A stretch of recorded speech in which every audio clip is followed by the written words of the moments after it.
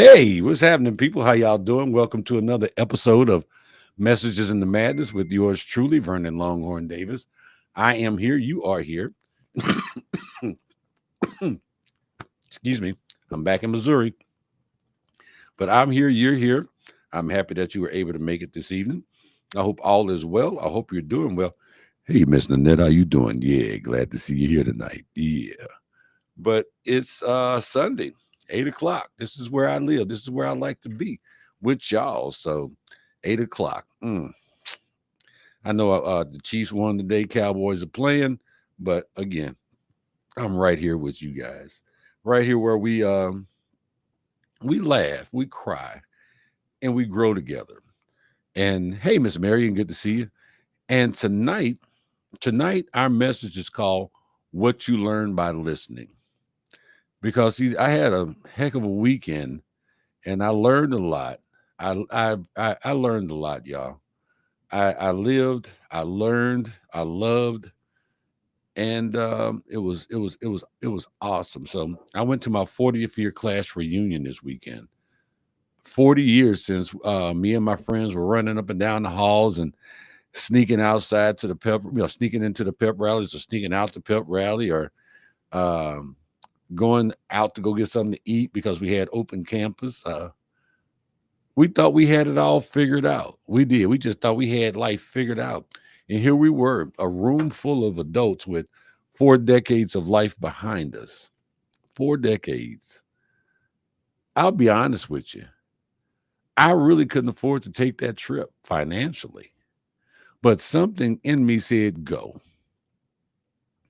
And the rewards for taking it made it very much worth it. It really did. Um, for a couple of days, I wasn't Longhorn the comedian or Vernon E. Davis II, the author and speaker. I was just Vernon. I danced, I joked. I danced, I joked, I hugged old friends. Hell, I hugged some ex-girlfriends. And I hung out with people who knew me before any of the titles.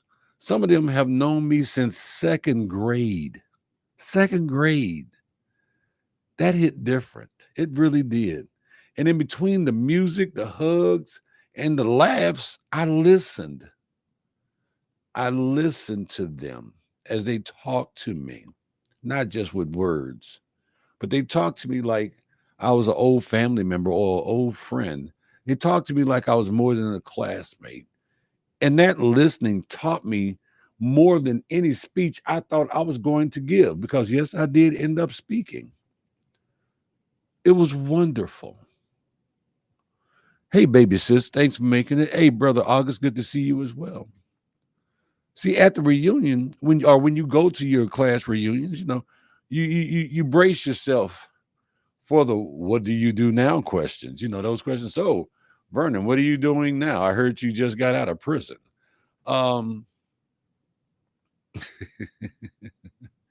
that happened at my 20th class reunion.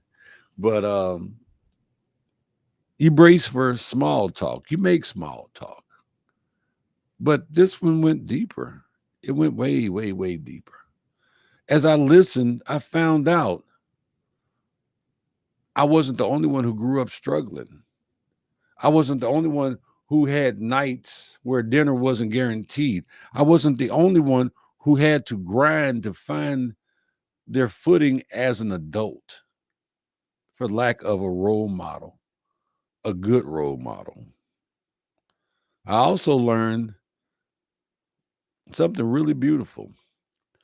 A lot of people I went to school with uh, had very, very, very deep roots in that community in Junction City, Kansas, Geary County, Kansas, that very place that built us, shaped us, and gave us our start. Some families go back 5 generations right there, 5 generations, five.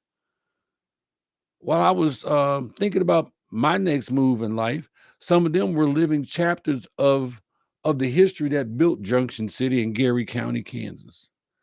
Listening to those stories reminded me that behind every classmate, every one of them, every classmate is not just one, but a whole legacy, a whole legacy.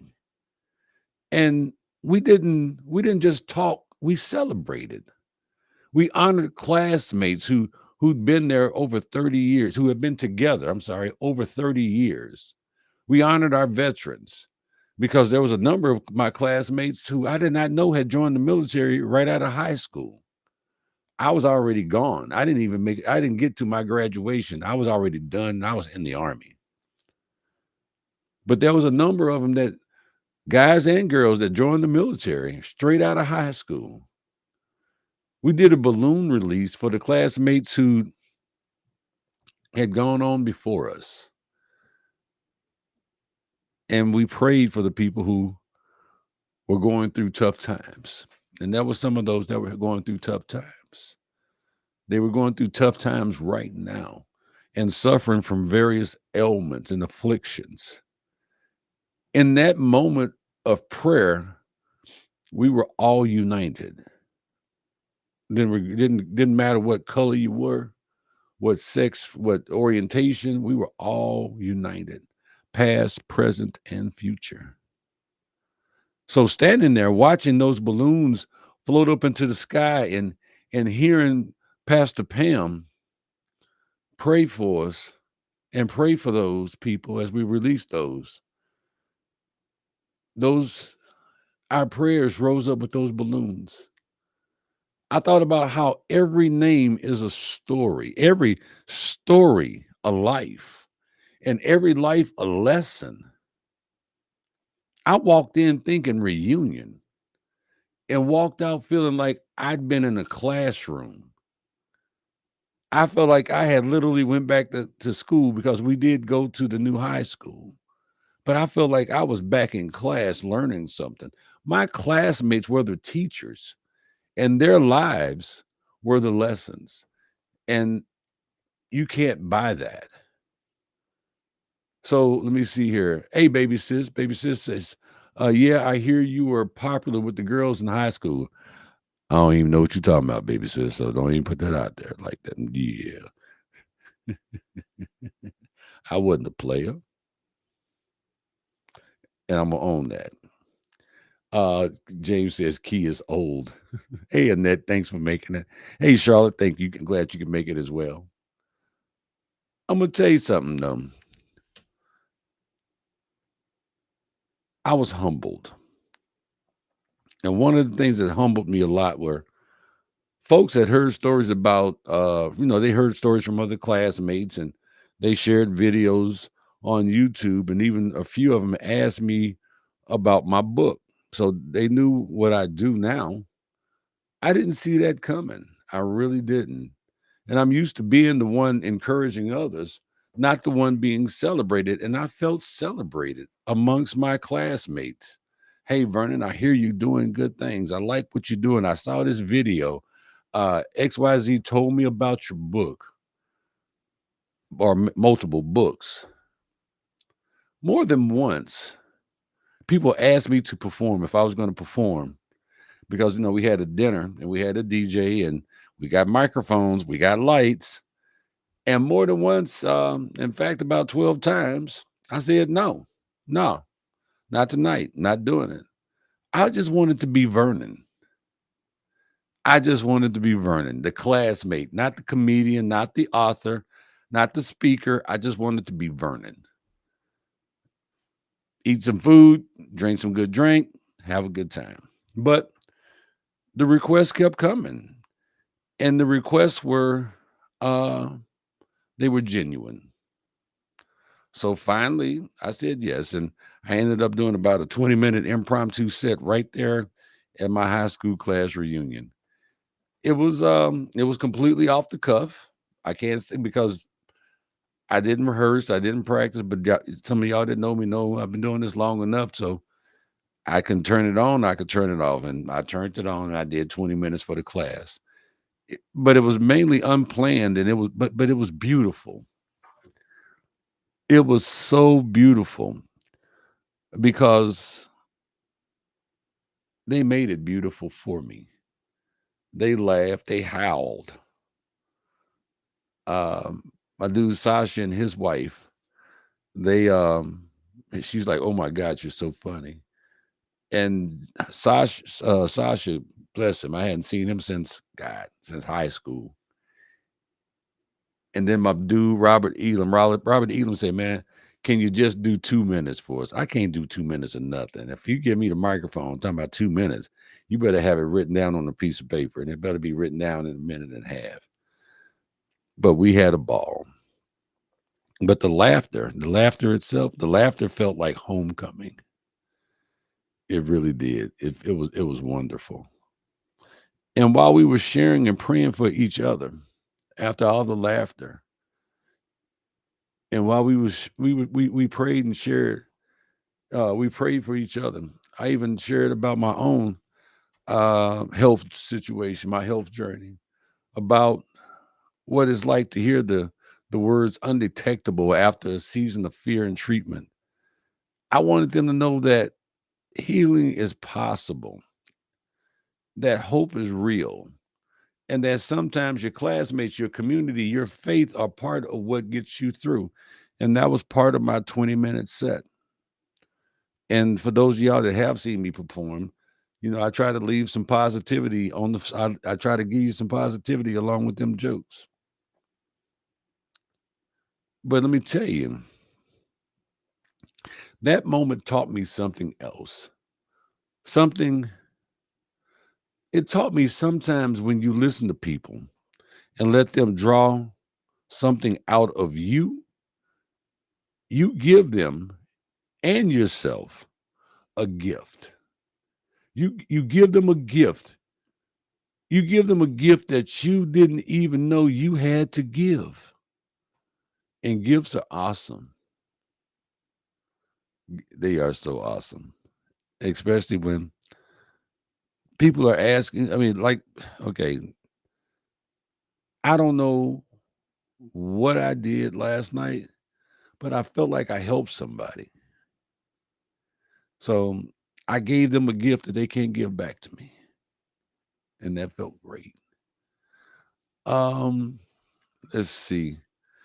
I'm talking so much. I'm missing some comments here. I'm sorry. Um, oh, my baby sis says my first crush as a kid was your friend Crossy. Did you see it? Well, no, baby. Crossy passed away. I did see his cousin. But yeah, Crossy. Yeah, Crossy is gone. Jerry said, "You deserve to be celebrated. You have done so much for so many. Thank you, sir." DC Fluffy says, glad to hear. Let's see. Well, basically, you had a good time fellowshipping and reminiscing in old times and pondering about the future. Yes, I did. Marion said that what made it special. It really did make it very special.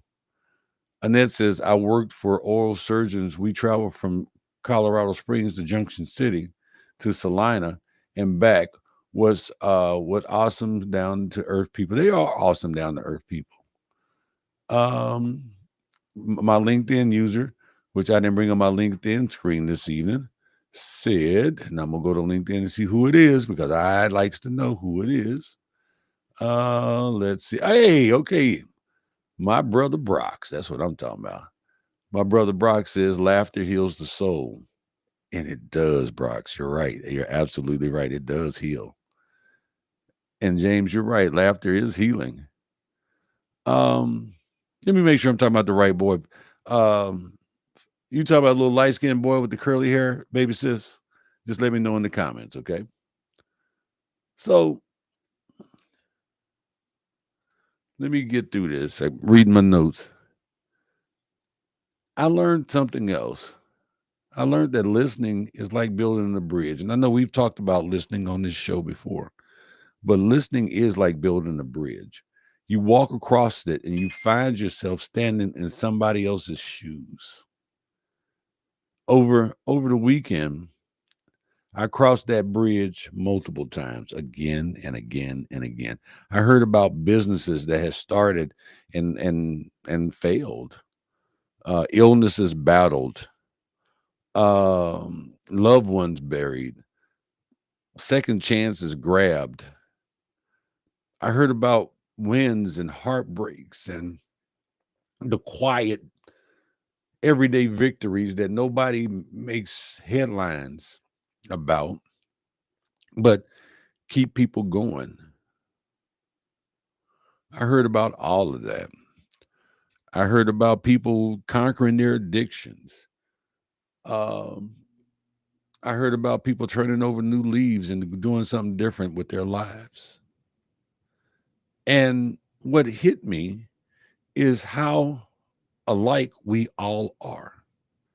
It's different details, same themes: resilience, perseverance, faith, grit. When you only tell your own story, you could trick yourself into believing you're the only one. You can do that. When you listen, you realize you're part of a bigger tribe of survivors and thrivers. Because if you don't listen, then you don't learn. And you don't, I'm sorry, I'm getting ahead of myself. That listening it reframes it. It reframes your pain. Instead of why me, you start thinking, man, we've all been here. We've all been there. And and look at us standing. We're still standing. We're still here.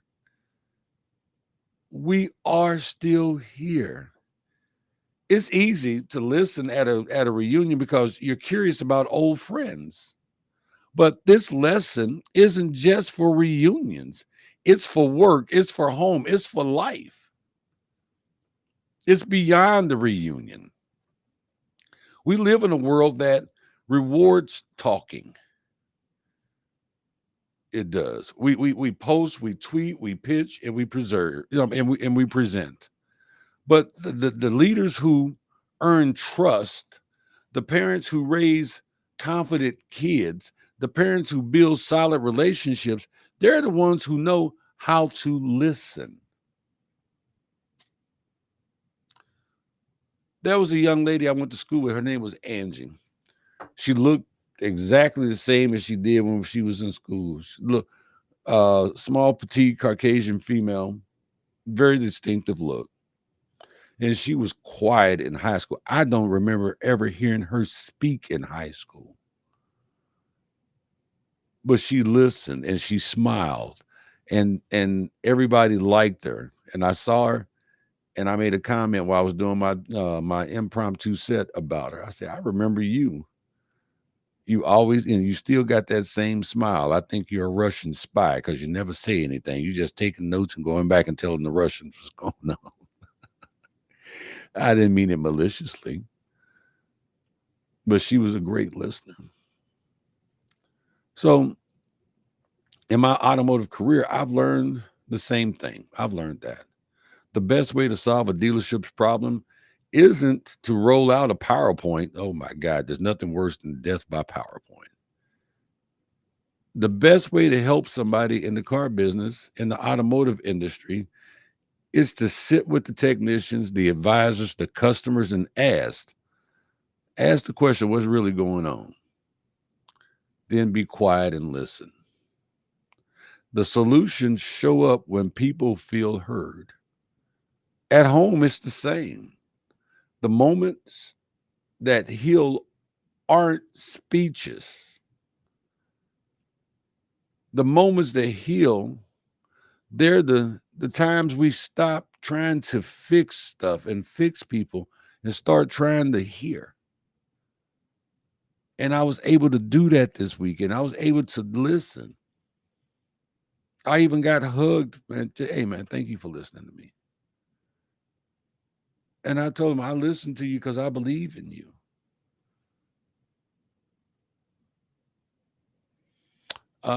Baby sis, yes, he did pass away. Oh, let's see. LinkedIn user says listening gives you a chance to reach others or check on yourself before you speak. Amen. James says, but for the grace of God. Annette says, you are the community. You are the community. Bring people together and show the compassion we have forgotten in society how to. Hmm. That is more truth to what you just said than you even know, Annette. There is really a lot of truth to that. So there's 3 simple listening moves, guys, and we've talked about these before. So let me give them to you again because I had to use these this weekend. And that was pause before you respond. Don't rush to fill the silence. Let the other person finish and give yourself a heartbeat before you answer. You'll be surprised what else they'll share. My mom used to tell me if you be quiet, they'll tell you their whole life story. Okay, all right, I hear you. Mm. And they will tell it all. They will give you that. And they give it to you because they trust you and they love you and they want to talk to you. Um, let's see.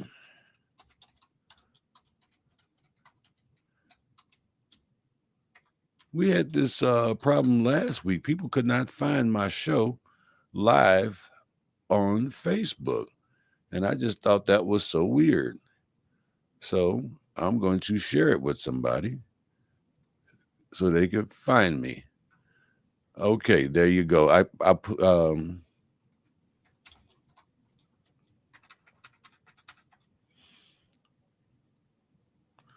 That's the first time that's ever happened. But okay, sorry about that. So those 3 little shifts, they turned my high school weekend into a master class on life. I came home full. I was full. I was so full of gratitude, connections, humility, joy, love, new perspectives, well wishes. I was full. And I was there for 3 days, Thursday, Friday, Saturday, and left today. And every night that my head hit the pillow, I was looking forward to the next day to hang out with these people who I loved and they loved me, who knew me back then, back when. It was amazing. And I'm grateful because I can't explain to you how grateful I am. But I was grateful to be able to just be there and be a part of that and then take it back with me. I drove home with and just thought about the weekend. And it matters. Not just the weekend, but the listening. Listening isn't passive, it's active, it's powerful, and it's transformative. When you trust, when you truly listen, you're telling someone you matter, your story matters, and sometimes that simple acknowledgement is a thing that keeps them going. That was one of my friends. They told me that they quit drinking after over 30 years. They quit drinking. And I told them, I said, man, you take this however you want to, but I'm proud of you. I'm proud of you. He said, yeah, man, I seen it messing up my life. Woo doo woo, wah wah. I said, but I'm proud of you, man. And I gave him a hug. And as I gave him a hug, he just hugged me just a little tighter and said, thanks, man. That really means a lot to me. Well, it meant a lot to me that he had decided to change his life and and improve. I can't stop him from going back to the bottle, but I can encourage him every time that I see him. I can listen to his story, which is what I did. We stood there outside. I listened to him. And he been telling me for years, yeah, man, when I come to St. Louis, I'm going to holler at you. We're going to get together. I'm like, hey, man, I gave you my number 20 years ago. I ain't heard from you yet. He goes, you going to hear from me. And I believe that I will. And all I did was listen to him and give him a word of encouragement. So, like I say, listening isn't passive, it's active, powerful, it's transformative. When you truly listen, you're telling someone you matter. Your story matters. What's going on with you does matter. And sometimes that simple acknowledgement is the thing that keeps them going. And sometimes, like me with my classmates, listening also invites you to show up in a way you didn't plan. We just talked about that. I didn't plan to tell jokes, but guess what? This is what happened. You show up in a way that you didn't plan, you know, like stepping up and being there, being part of the committee. That was a gift for them and a reminder for me that laughter is part of how I connect. Because if I can make you smile, if I can make you laugh, you'll never forget me. And I've learned that. We closed out our weekend by having breakfast together at IHOP. About 20 of us showed up. We wished each other well and we prayed for everyone's safe travels and return home. We promised to stay in touch and we already began looking forward to the next reunion in 5 years.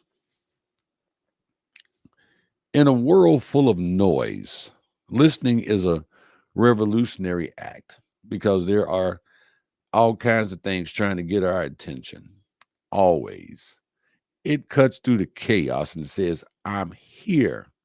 I care. I want to understand just by listening.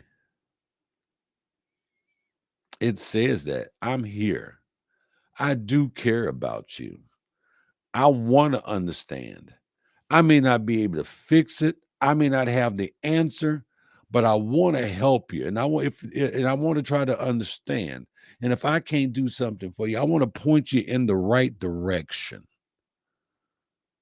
I want because we got all this technology. You can find anything and anybody that fast to help somebody that needs to be helped. But you can't do that if you don't stop and listen. Listen with your heart. So here's my challenge to you guys for this week. Pick one conversation where you intentionally listen more than you speak. Maybe it's at work, maybe it's at home, maybe it's with your spouse, maybe it's with your child, your friend. Ask a question, pause, and then really listen. Hey, how was your day? See how easy that was? How was your day? And just let them talk to you. Let them tell you how their day was. You might learn something.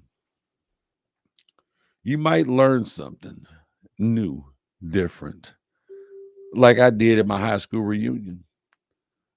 I learned that you're not alone. I learned that. I relearned that. You might discover a story that inspires you.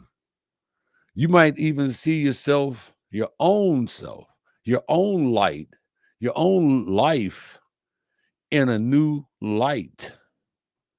You might see a new light. I got paid a compliment that really made that it really meant a lot to me. One of my friends, we've been friends since we were in fourth grade. Her daughter told me, she said, I don't know what to call you. Uh, uncle. I said, I'd be honored for you to call me uncle. I really would. I know it. That's the thing now. The kids are calling each other, calling older people uncle and auntie. I said, I'd be honored for you to call me uncle. And then she told me why she wanted to call me uncle. And I listened to her. And I was so flattered by what she said. She said, she says, I'm drawn to you and your positivity. Nobody's ever said that to me. And I felt like she just took and put a medal on my chest. Hey, grandbaby, Princess Armani, good to see you, baby. Well, I can't see you, but thank you. But I felt like she had just put a medal of honor on my chest because it meant that much to me. But you might learn something like I did at my high school reunion. You might learn something just by listening to people. You might discover that story that inspires you because her story did inspire me. You might even see your own light. You may see your light in a different shade. So let's see what y'all talking about over here. Oh, let's see. Where do we start at?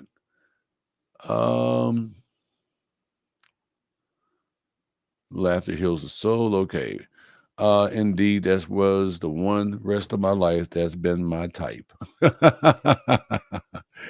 Listening gives you a chance to reach others or check on yourself before you speak. Let's see. You are the community bringing people together. Show the compassion. I've read that one. When you hear each other at okay, when you hear each other at it changes the room. Yes, it does.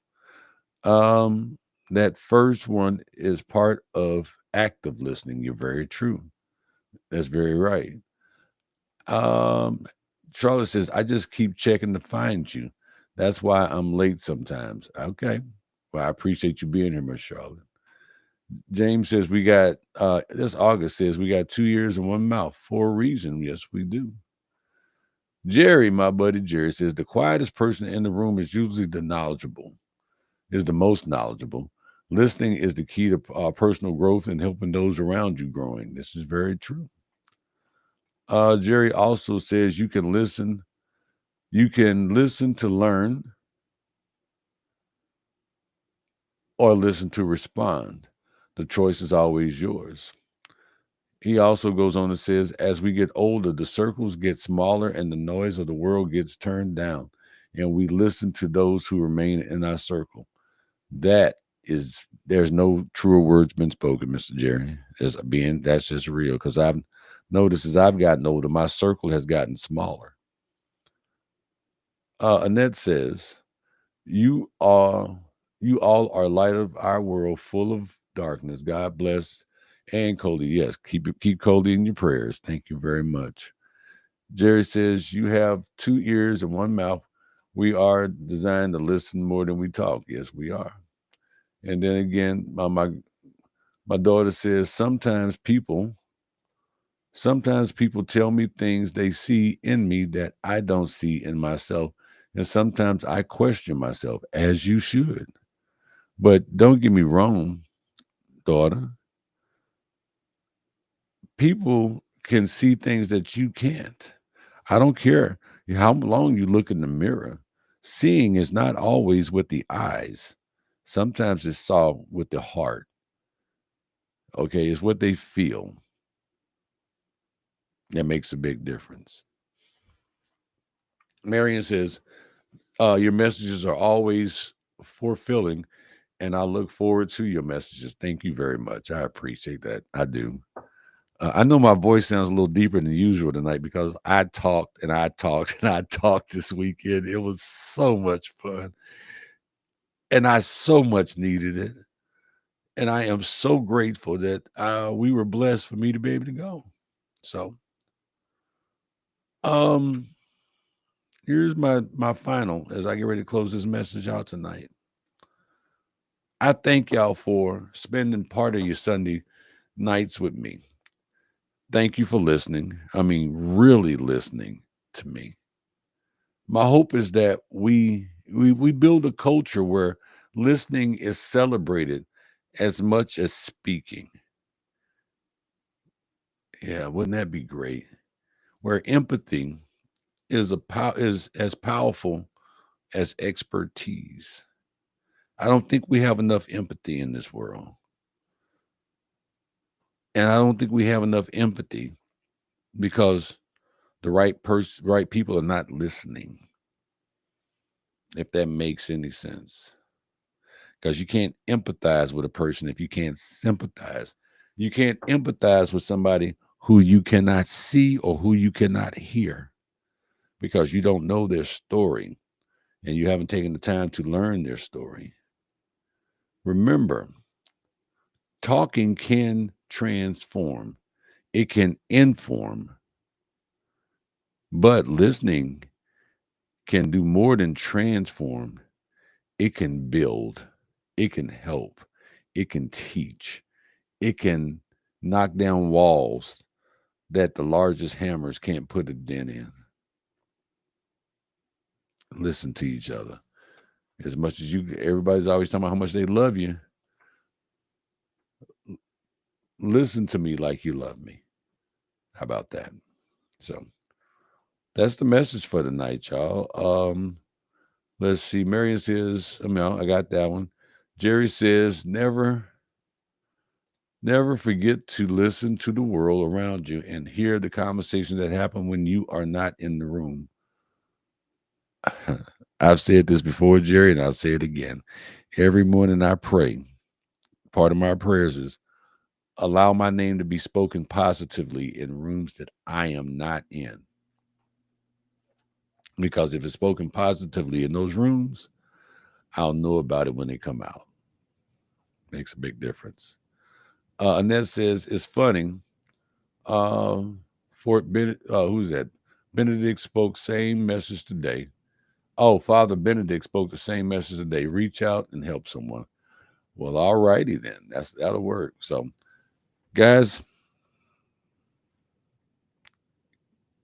keep listening, keep learning, keep loving.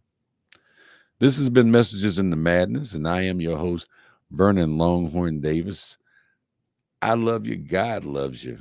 Take care of yourself. Love yourself. Respect yourself. Love them kids. Respect our vets. Uh-oh. Annette says, as a nurse, we hear each person and have empathy. Our culture is putting down empathy prayers. Okay. I'm thank you. Baby sis says another awesome and much needed message we could use. We could all use and practice daily. Wishing you and everyone a lovely evening and week ahead. Love you. Love you too. Well, guys, again, I'm Vernon Longhorn Davis. Until next Sunday, God bless y'all. $2.